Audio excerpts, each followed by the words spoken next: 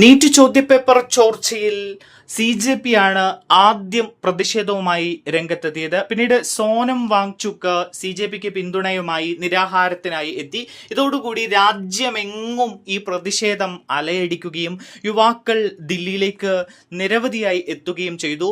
ഇതോടെ പ്രതിപക്ഷ പാർട്ടിയായ കോൺഗ്രസിന് മനസ്സിലായി ഈ വിഷയം ഏറ്റെടുത്തില്ല എങ്കിൽ പ്രത്യേകിച്ച് ഞങ്ങൾക്ക് നഷ്ടമാണ് ഉണ്ടാകാൻ പോകുന്നത്, യാതൊരുവിധ ലാഭവും ഉണ്ടാകില്ല.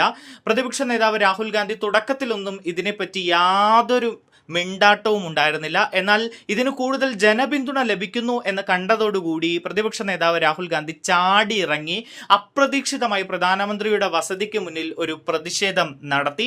ഇപ്പോൾ എന്തായാലും പ്രതിപക്ഷം ഈ വിഷയം സജീവമായി ഏറ്റെടുത്ത് അതിനെതിരെ വലിയ പ്രതിഷേധങ്ങളൊക്കെ നടത്തിക്കൊണ്ടിരിക്കുകയാണ്. പക്ഷെ ജനങ്ങളൊക്കെ ഇത് കാണുന്നുണ്ട് എന്ന് പ്രതിപക്ഷ നേതാവ് രാഹുൽ ഗാന്ധി എന്തുകൊണ്ട് ഓർക്കുന്നില്ല എന്നാണ് ഇപ്പോൾ പലരും ചോദിക്കുന്നത്.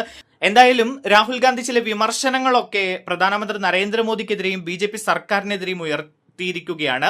ധർമ്മേന്ദ്ര പ്രധാന് കേന്ദ്ര മന്ത്രിസ്ഥാനത്ത് തുടരാൻ അർഹതയില്ല എന്നും രാജ്യത്തിന്റെ വിദ്യാഭ്യാസ മേഖലയെ തകർത്തു എന്നുമാണ് രാഹുൽ ഗാന്ധി വിമർശിച്ചിരിക്കുന്നത്. ധർമ്മേന്ദ്ര പ്രധാൻ ക്രിമിനൽ വിദ്യാഭ്യാസ മന്ത്രിയാണ്, അദ്ദേഹത്തെ മന്ത്രിസ്ഥാനത്ത് നിന്ന് നീക്കണമെന്നും രാഹുൽ ഗാന്ധി ആവശ്യപ്പെട്ടു.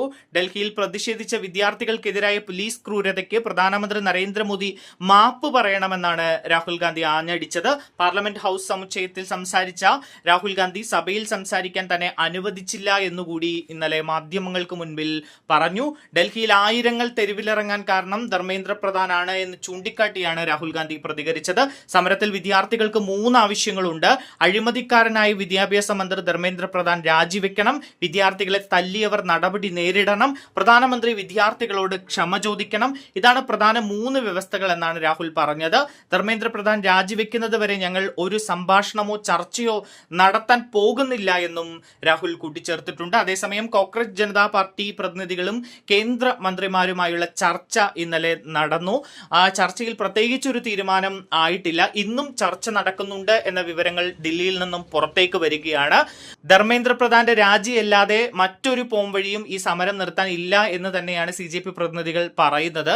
എന്താണ് കേന്ദ്രം നിലപാടെടുക്കുക എന്നതും ഏറെ ശ്രദ്ധേയമാണ്. ഇതിനിടയിലാണ് ഇപ്പോൾ കോൺഗ്രസ് ഈ സമരത്തിന് വലിയ രീതിയിൽ യുവാക്കളുടെ പിന്തുണ ലഭിക്കുന്നു എന്ന് കണ്ടപ്പോൾ സമരം ഏറ്റെടുത്തുകൊണ്ട് രംഗത്തേക്ക് വരുന്നത്. ഇത് വലിയ പരിഹാസത്തിന് കാരണമാകുകയും ചെയ്യുന്നുണ്ട്.